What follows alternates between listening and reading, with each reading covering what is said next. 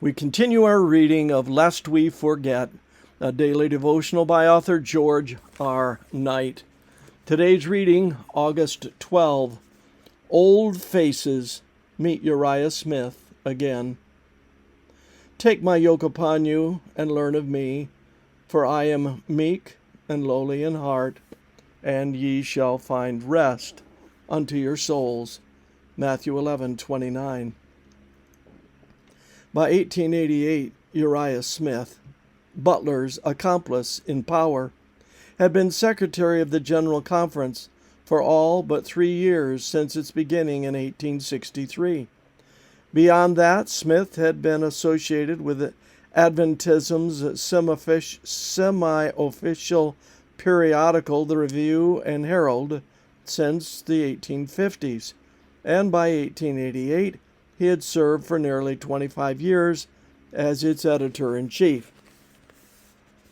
In addition, he was the denomination's unrivaled authority on prophetic interpretation. His Thoughts on Daniel and Revelation was an Adventist bestseller among both church members and non-members alike.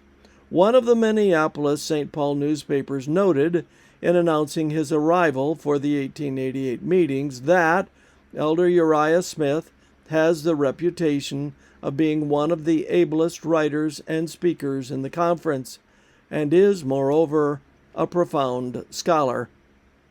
Like Butler, Smith viewed himself as a guardian of denominational orthodoxy. He succinctly stated his editorial policy in regard to some of the new views of A.T. Jones in 1892. Having, by long study and years of observation in the work, become settled on certain principles, I am not prepared to flop over at the suggestion of every novice. That had certainly been his position in the face of Jones and Wagner's New Theology in 1888. Neither Smith nor Butler had the slightest inclination to flop over in the face of the teachings of the younger men from California. In fact, the exact opposite proved to be the case. As we have noted, certain characteristics of Jones and Wagner didn't help matters. Ellen White wrote a letter to them in early 1887 that sought to tone down their aggressiveness. Elder J.H. Wagner, she said, has loved discussions and contention.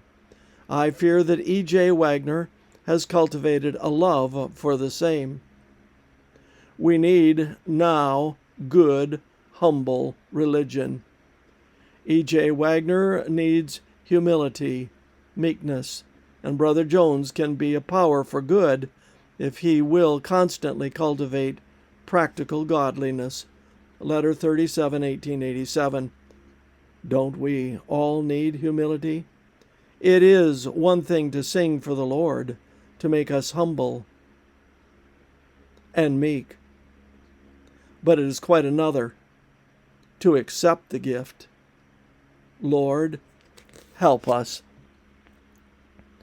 This concludes our reading today of Lest We Forget.